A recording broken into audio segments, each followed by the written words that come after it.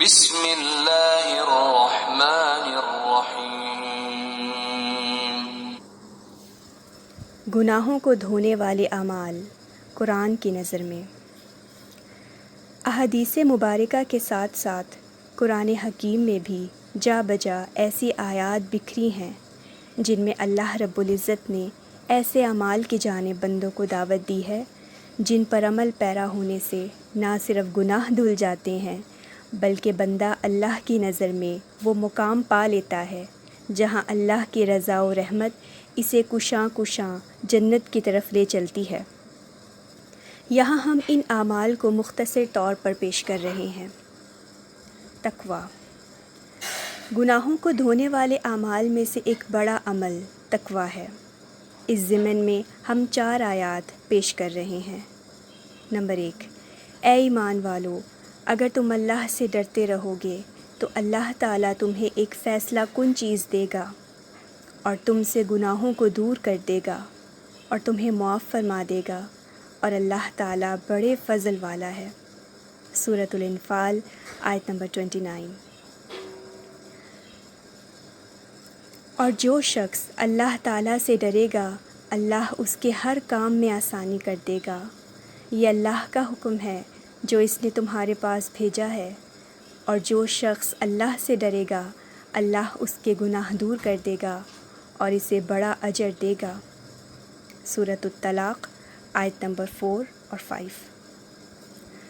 ان آیات میں گناہوں کو معاف کرنے کے ساتھ ساتھ اجر و ثواب بڑھانے اور نیکی کے کاموں میں آسانی پیدا کرنے کے لیے اللہ کا بندہ بننے کے لیے معاون و مددگار بن جانے کا وعدہ بھی ہے۔ اے ایمان والو، اللہ تعالیٰ سے ڈرتے رہا کرو اور اس کے رسول صلی اللہ علیہ وسلم پر ایمان لاؤ۔ اللہ تمہیں اپنی رحمت سے 2 گنا حصہ عطا فرمائیں گے اور تمہیں نور عطا کریں گے جس کی روشنی میں تم چلو گے، اور تمہارے گناہ بھی معاف کر دیں گے۔ اللہ تعالیٰ بڑا بخشنے والا مہربان ہے۔ سورۃ الحدید آیت نمبر 28۔ اس آیت میں تقویٰ اختیار کرنے پر گناہوں کی معافی کے علاوہ 2 گنا اجر دینے اور قیامت کے دن پل صراط کو پار کرنے اور جنت کی جانب رہنمائی کے لیے نور اور روشنی سے نوازے جانے کا بھی ذکر ہے۔ اے ایمان والو، اللہ سے ڈرو اور ایسی بات کہو جو محکم ہو، یعنی سیدھی اور سچی ہو۔ اللہ تمہارے اعمال کی اصلاح کرے گا اور تمہیں تمہارے گناہوں کو معاف کر دے گا۔ اور جس شخص نے اللہ اور اس کے رسول صلی اللہ علیہ وسلم کی اطاعت کی تو اس نے بڑی کامیابی حاصل کی۔ سورۃ الاحزاب آیت نمبر 70 اور 71۔ اس آیت میں گناہوں کی معافی کے علاوہ تقویٰ کی برکات سے اعمال کے درست ہو جانے کا ذکر بھی ہے، اور یہ بھی بتایا گیا ہے کہ تقویٰ در حقیقت اللہ اور اس کے رسول صلی اللہ علیہ وسلم کی اطاعت سے پیدا ہوتا ہے۔ غور کریں، ان آیات میں اللہ تعالیٰ نے تقویٰ اختیار کرنے سے گناہوں کو دھو دینے کا ذکر تو کیا ہے، اس کے ساتھ ساتھ تقویٰ کی برکات سے مزید جو دنیاوی اور اخروی فوائد حاصل ہوتے ہیں ان کا بھی ذکر ہے۔ مثلاً اجر و ثواب کا بڑھ جانا، یہ اس لیے ہے کہ تقویٰ عبادت کی روح ہے، اسی سے عبادات میں خشوع و خضوع اور معاملات میں راست بازی آتی ہے، نتیجتاً اجر و ثواب بڑھ جاتا ہے۔ تقویٰ سے نیکی کے کاموں میں آسانی پیدا ہوتی ہے، اس لیے کہ تقویٰ سے بندے میں ایک خاص روحانیت آ جاتی ہے جو شیطانی اعمال سے نفرت پیدا کر کے اسے نیکی کے قریب کرتی ہے، اور جب بندہ نیکی کے قریب جاتا ہے تو در حقیقت رب کی طرف بڑھتا ہے اور اللہ تعالیٰ اس پر معاملہ آسان کر دیتے ہیں۔ بندے کے اعمال درست ہو جاتے ہیں، اس لیے کہ جب بندے کے دل میں ٹیڑھا پن ہو تو وہ کئی جگہ ٹھوکر کھاتا اور غلط کاموں کی طرف بڑھتا ہے، لیکن جب اللہ کا ڈر پیدا ہو جائے تب وہ برے اعمال کی جانب بڑھتا ہوا لرز کر رک جاتا ہے۔ ان فوائد کے علاوہ بندے کو دنیاوی فائدہ یہ ہوتا ہے کہ روزی میں فراوانی اور رزق میں اضافہ ہوتا ہے۔ اللہ تعالیٰ فرماتے ہیں، اور جو کوئی اللہ سے ڈرتا ہے وہ اس کے لیے ہر مصیبت سے نکلنے کی راہ بنا دیتے ہیں اور اس کو وہاں سے روزی دیتے ہیں جہاں سے اس کا گمان بھی نہیں ہوتا۔ سورۃ الطلاق۔ اگر بستیوں والے ایمان لاتے اور تقوی اختیار کرتے تو ہم ان پر آسمان اور زمین کی برکتوں کے دروازے کھول دیتے، مگر انہوں نے ہمیں جھٹلایا تو ہم نے ان کے کاموں کی سزا میں انہیں پکڑ لیا۔ سورۃ الاعراف۔ یہاں فرد واحد کی بات نہیں بلکہ تمام ملک اور شہر کی بات ہے۔ قریٰ جمع ہے قریہ کی، اور یہ قریہ ایک بستی کو کہتے ہیں۔ قریٰ کہنے سے مقصود تمام ملک ہے، اس لیے کہ ملک بستیوں سے مل کر ترتیب پاتا ہے۔ جب پوری قوم تقوی اختیار کرے تو اس پر مسکنت اور مفلسی کے دروازے بند ہو جاتے ہیں۔ یہاں تک گفتگو ہم نے اس امر پر کی کہ تقوی گناہوں کی معافی کا ذریعہ ہے، لیکن تقوی چیز کیا ہے؟ اس ضمن میں ہم احادیث مبارکہ اور علماء امت کو دیکھیں گے۔ تقوی کی مختلف انداز میں تعریف کی گئی ہے۔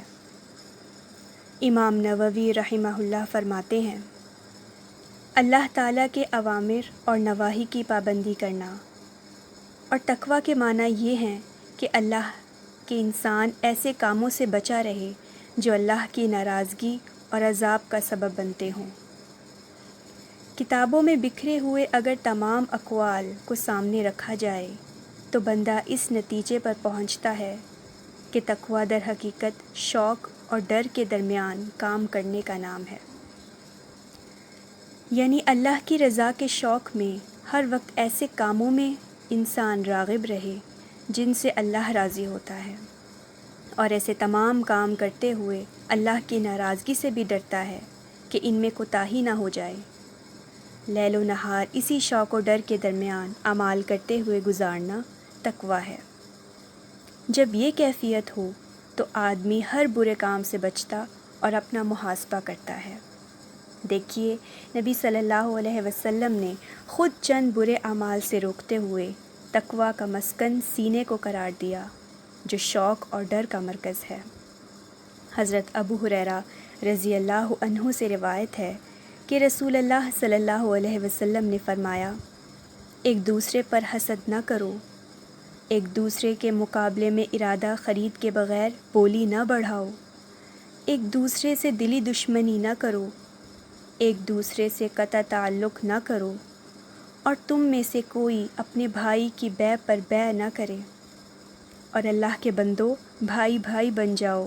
مسلمان کا بھائی ہے، نہ اس پر ظلم کرتا ہے، نہ اس کی مدد چھوڑتا ہے، اور نہ اسے حقیر جانتا ہے۔ اور آپ نے اپنے سینے کی طرف 3 مرتبہ اشارہ کرتے ہوئے فرمایا، تقوی یہاں ہے، اور آدمی کے برا ہونے کے لیے اتنا ہی کافی ہے کہ اپنے مسلمان بھائی کو حقیر جانے۔ مسلمان کی ہر چیز مسلمان پر حرام ہے، اس کا خون، اس کا مال اور اس کی عزت۔ مذکورہ حدیث سے پتہ چلا کہ تقوی در حقیقت سینے کی صفائی کا نام ہے۔ سینہ ہی ایسا برتن ہے جس میں علم و حکمت کا نور ہے، اور سینہ ہی وہ ظرف ہے جو گندا ہو جائے تو انسان انسانیت سے گر جاتا ہے۔ یہ حدیث صحیح مسلم کی تھی، کتاب البر والصلہ۔ اطاعت رسول صلی اللہ علیہ وسلم۔ گناہوں کی معافی کے اسباب میں سے ایک بڑا سبب نبی صلی اللہ علیہ وسلم کی اطاعت و فرما برداری بھی ہے۔ ان کی اطاعت سے نہ صرف بندے کے لیے گناہوں کی معافی کا پروانہ لکھ دیا جاتا ہے بلکہ ایسا بندہ اللہ رب العزت کا محبوب بھی بن جاتا ہے۔ اللہ تعالیٰ فرماتے ہیں، آپ فرما دیں اگر تم واقعی اللہ سے محبت کرتے ہو تو میری پیروی کرو، اللہ بھی تم سے محبت کرے گا اور تمہارے گناہوں کو معاف فرما دے گا، اور اللہ بڑا بخشنے والا رحم فرمانے والا ہے۔ سورۃ آل عمران۔ اس آیت میں اللہ تعالیٰ نے گناہوں کی معافی کا ذریعہ اطاعت رسول صلی اللہ علیہ وسلم کو قرار دیا۔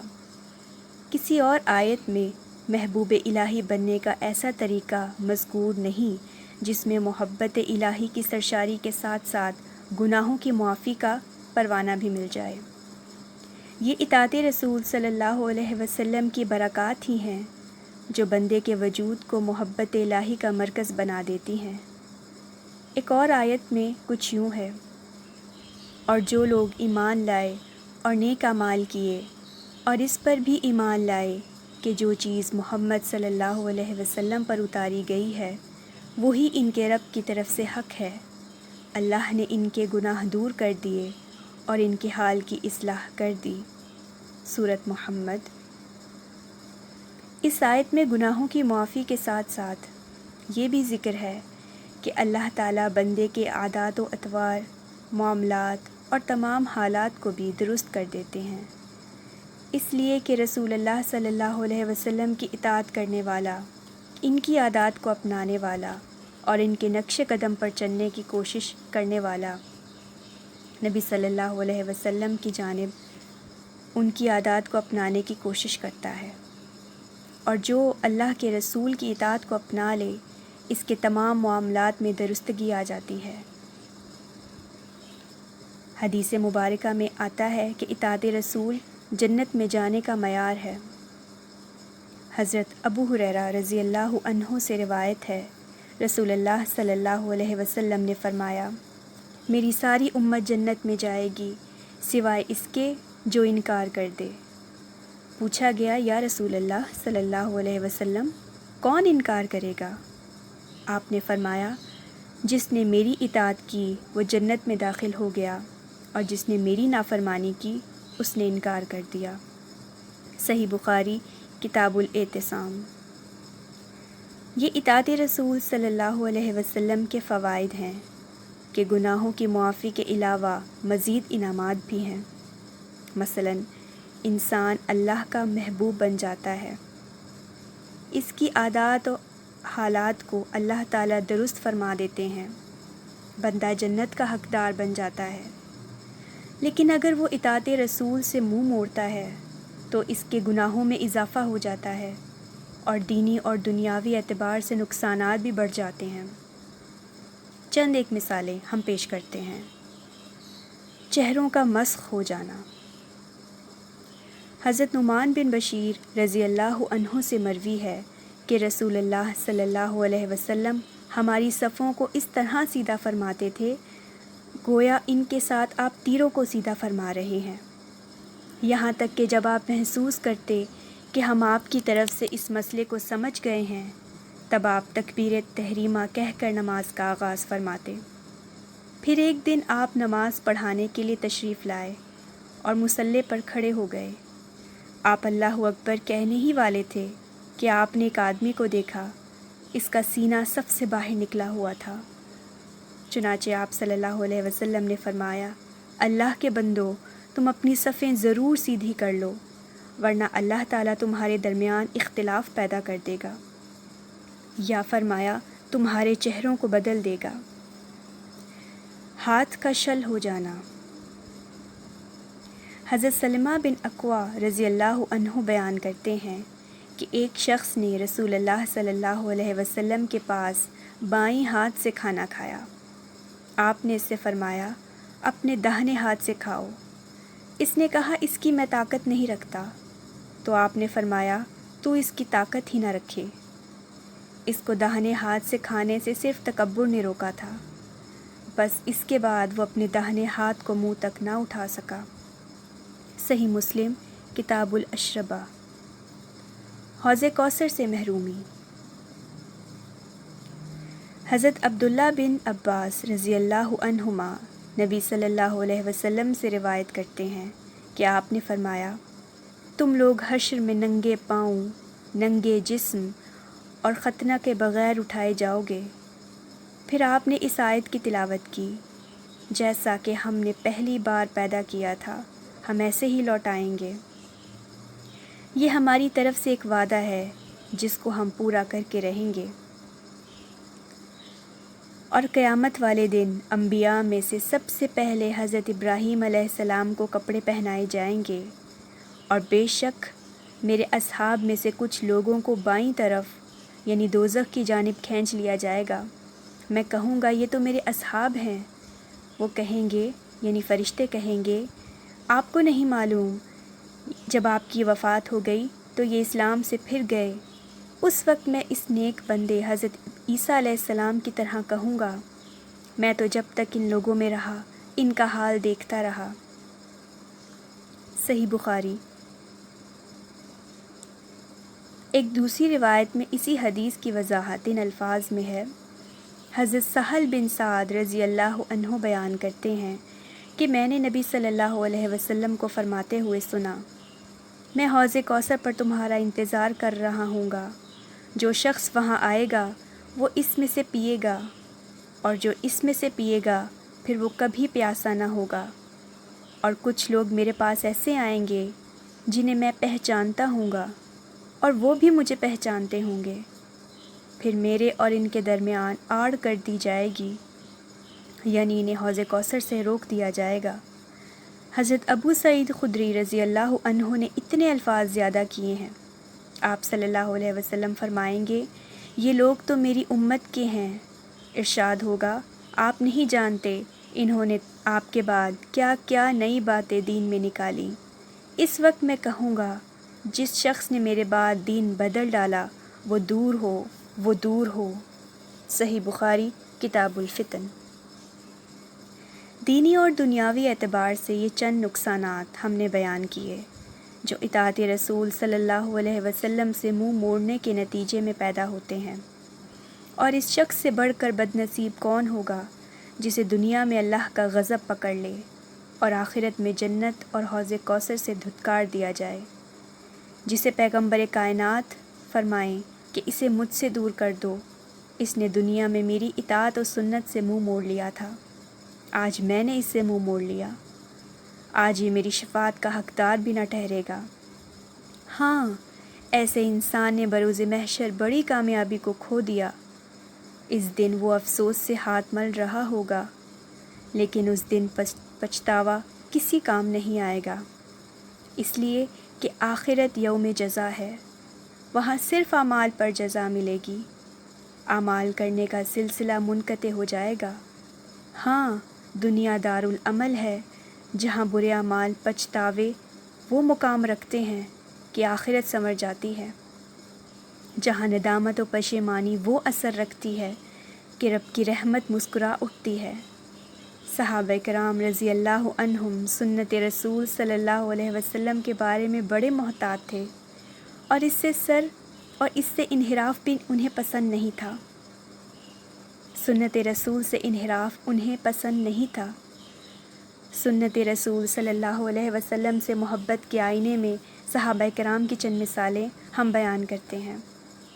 حضرت ابو سعید عبد الرحمن بن مغفل رضی اللہ عنہ بیان کرتے ہیں، رسول اللہ صلی اللہ علیہ وسلم نے شہادت کی انگلی یا انگوٹھے پر کنکری رکھ کر مارنے سے منع فرمایا، اور فرمایا کہ یہ کنکری نہ شکار کو قتل کرتی ہے نہ دشمن کو زخمی، البتہ یہ آنکھ کو ضرور پھوڑ دیتی ہے اور دانت کو توڑ دیتی ہے۔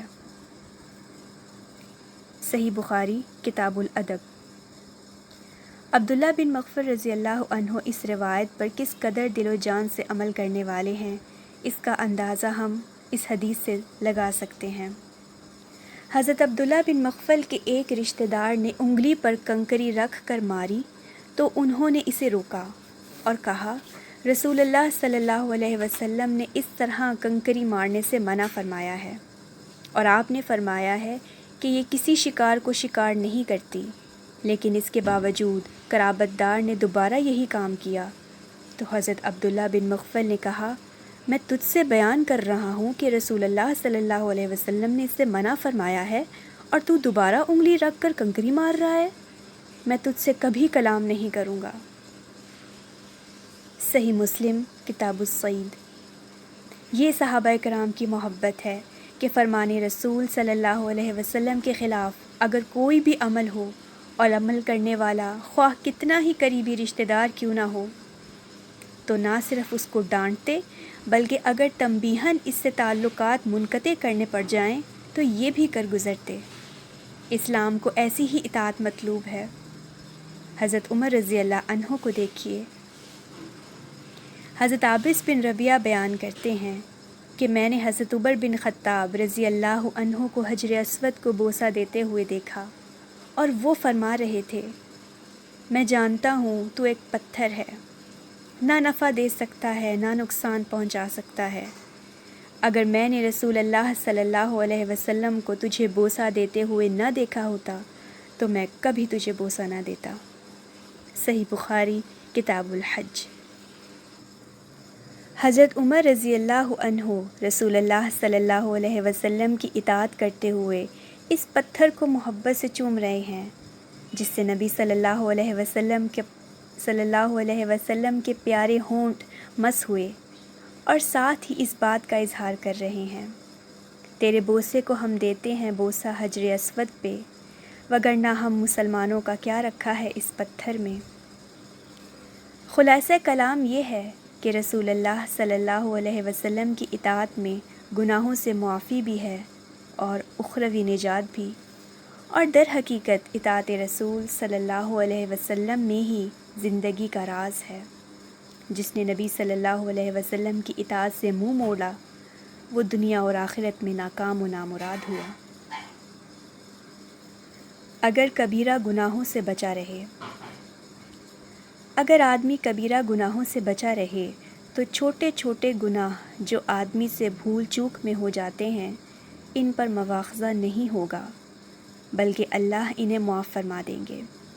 ارشاد باری تعالیٰ ہے، اگر تم بچتے رہو گے ان بڑے بڑے گناہوں سے جن سے تمہیں روکا گیا ہے تو ہم دور کر دیں گے تم سے تمہاری برائیوں کو اور ہم تمہیں عزت کی جگہ میں داخل کریں گے۔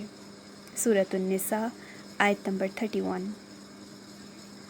جس طرح بعض نیک کام کرنے سے نامہ اعمال میں اجر لکھا جاتا ہے، گزشتہ صفحات میں ہم کئی ایسے اعمال کا ذکر کر چکے ہیں جن کے کرنے سے گناہ معاف ہوتے ہیں، لیکن مذکورہ آیت کا تعلق ایسے اعمال کے ساتھ ہے جن کے نہ کرنے سے اجر و ثواب ملتا ہے اور جن سے بچنے پر گناہ معاف ہوتے ہیں، اور یہ معافی تب ہے اگر کبیرہ گناہوں سے بچنے والا نماز اور روزے کا پابند ہو اور ساتھ ساتھ جمعے کو بھی احسن طریقے سے ادا کرنے والا ہو۔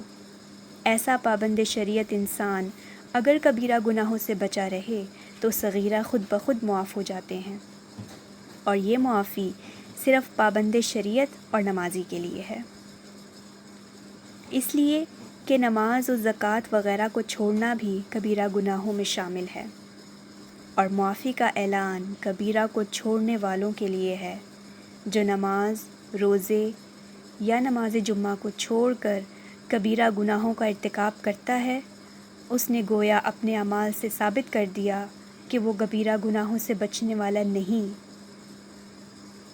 لہٰذا ایسے بے نماز یا تارک روزہ کے لیے صغیرہ گناہوں کی معافی بھی نہیں ہے۔ دلیل کے طور پر صحیح مسلم کی چند روایات درج کی جا رہی ہیں۔ ابو ہریرہ رضی اللہ عنہ سے روایت ہے کہ نبی صلی اللہ علیہ وسلم نے فرمایا، پانچوں نمازیں جمعہ سے لے کر جمعے تک اور رمضان المبارک سے لے کر رمضان المبارک تک اپنے اپنے درمیانی وقفے کے گناہوں کو دور کرنے والے اعمال ہیں، بشرطے کہ کبیرہ گناہوں سے انسان بچے۔